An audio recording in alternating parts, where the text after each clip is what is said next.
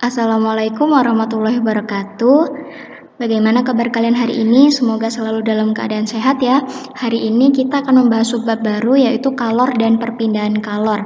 Nah, sebelumnya Ustazah mau bertanya terlebih dahulu, apa yang kalian rasakan saat berada di tengah lapangan pada pukul 12 siang dan matahari sedang terik-teriknya? Pasti akan kepanasan ya. Nah, rasa dingin dan rasa panas yang kita rasakan itu karena adanya aliran kalor. Wah, apa ya kalor itu? Nah, inilah yang akan kita bahas pada video hari ini. Kalau kalian diminta menjelaskan apa itu kalor ke orang-orang yang awam, kalian akan bilang apa?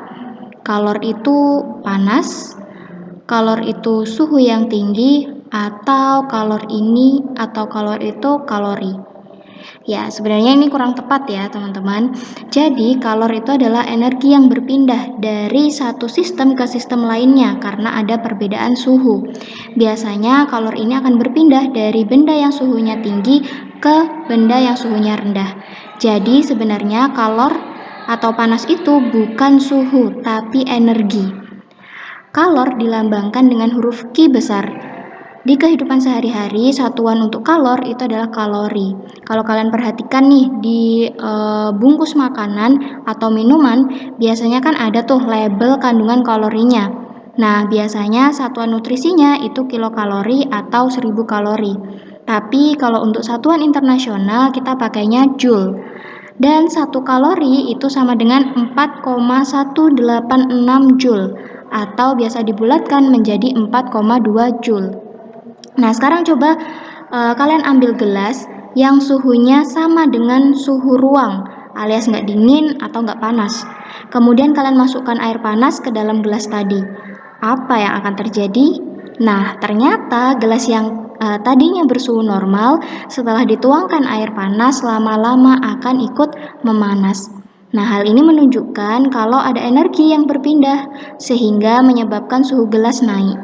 Jadi kesimpulannya adalah kalor atau energi yang berpindah itu bisa mengubah suhu suatu sistem yang disentuhnya. Tetapi seberapa besar sih perubahan suhu akibat kalor ini? Nah, ada dua faktor nih yang berpengaruh. Pertama adalah massa suatu sistem. Nah, semakin besar massa, maka akan semakin banyak kalor yang diperlukan untuk merubah suatu sistem, merubah suhu suatu sistem. Contohnya, kalau kalian memanaskan air 1 liter sama memanaskan air sebesar setengah liter. Kemudian di dua wadah yang berbeda, tetapi nyala api itu sama-sama kecil. Ternyata dalam waktu 5 menit, air yang setengah liter itu bakal lebih cepat panas daripada yang 1 liter. Nah, bagaimana kalau kasusnya yang kita panasi itu zatnya yang berbeda? Meskipun masanya sama. Misalnya nih, kita mau memanaskan 1 kg air dan 1 kg aluminium. Mana nih yang bakal lebih cepat panas?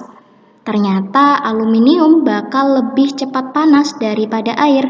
Hal ini terjadi karena ada faktor lain yang berpengaruh selain massa, yaitu apa? Kalor jenis. Ya, kalor jenis adalah sifat khas dari suatu zat yang menunjukkan seberapa baik suatu zat menyerap kalor. Setiap zat biasanya punya kalor jenis yang berbeda-beda. Semakin kecil kalor jenis benda, semakin baik kemampuan suatu benda untuk menyerap atau melepaskan kalor. Nah, dalam kasus air dan aluminium ini, aluminium akan cepat panas karena kalor jenis aluminium itu lebih kecil daripada air. Sehingga kalor yang dibutuhkan untuk menaikkan 1 Kelvin suhu aluminium juga lebih kecil. Nah, ini juga berlaku sebaliknya. Jika aluminium dan air ini mempunyai kalor yang sama di suhu yang tinggi, lalu kita pindahkan ke suhu ruangan, maka aluminium akan cepat dingin dibandingkan air. Atau secara umum jumlah kalor yang berpindah sama dengan massa sistem dikali kalor jenis dikali perpindahan suhu yang terjadi, atau Q sama dengan mc delta T. Jika nilai Q positif artinya kalor mengalir ke dalam sistem, tetapi kalau Q bernilai negatif artinya kalor mengalir keluar sistem. Nah, dua faktor ini yaitu massa dan juga kalor jenis ini ya, dua besaran ini itu sebenarnya bisa menghasilkan istilah baru yang kita sebut dengan kapasitas kalor. Nah, kalau kapasitas kalor itu dilambangkan dengan huruf C, tapi C-nya C besar ya, teman-teman. Jadi kalau kalian menemukan soal nih yang tidak diketahui massa sistem sama kalor jenisnya, tetapi ada kapasitas kalornya, tenang. Karena kapasitas kalor atau C besar itu adalah massa dikali dengan kalor jenis. Nah, tadi kita sudah menuangkan air panas nih ya, tadi di gelas. Nah, nggak bisa diminum dong kalau panas seperti itu. Nah, gimana dong caranya biar kita bisa meminum air panas tadi? Caranya adalah tinggal kita tuangkan air dingin ke dalam air panas. Maka lama-lama air dalam gelas tadi suhunya akan turun.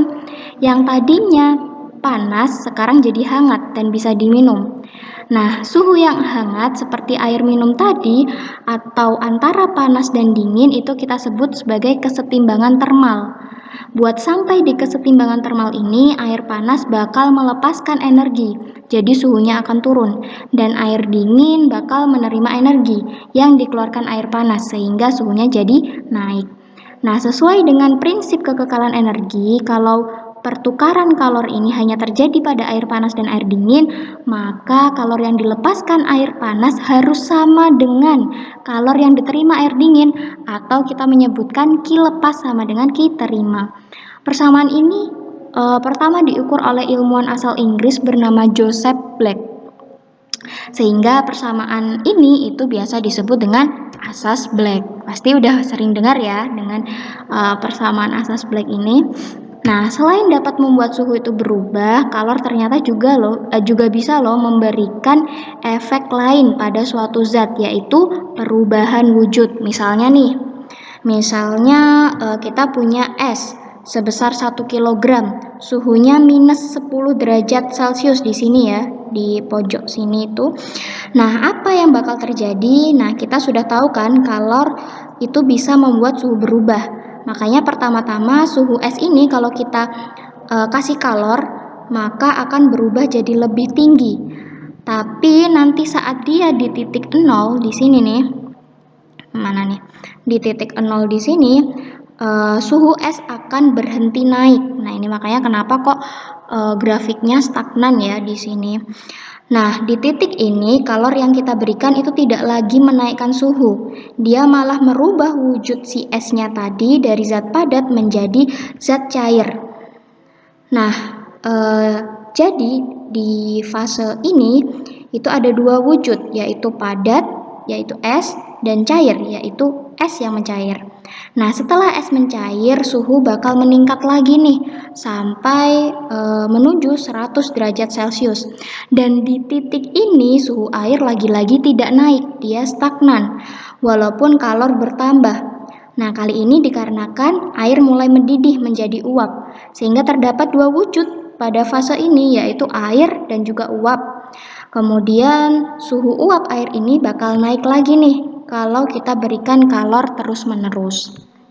Nah, kalau sudah masuk fase perubahan wujud seperti ini, es menjadi air atau air menjadi uap, maka kita nggak lagi memakai persamaan Q sama dengan mc delta T. Untuk mencari jumlah kalor yang berpindah, sekarang persamaan yang kita pakai itu adalah jumlah kalor yang berpindah sama dengan massa dikali dengan kalor lebur. Nah, untuk perubahan wujud dari padat ke cair.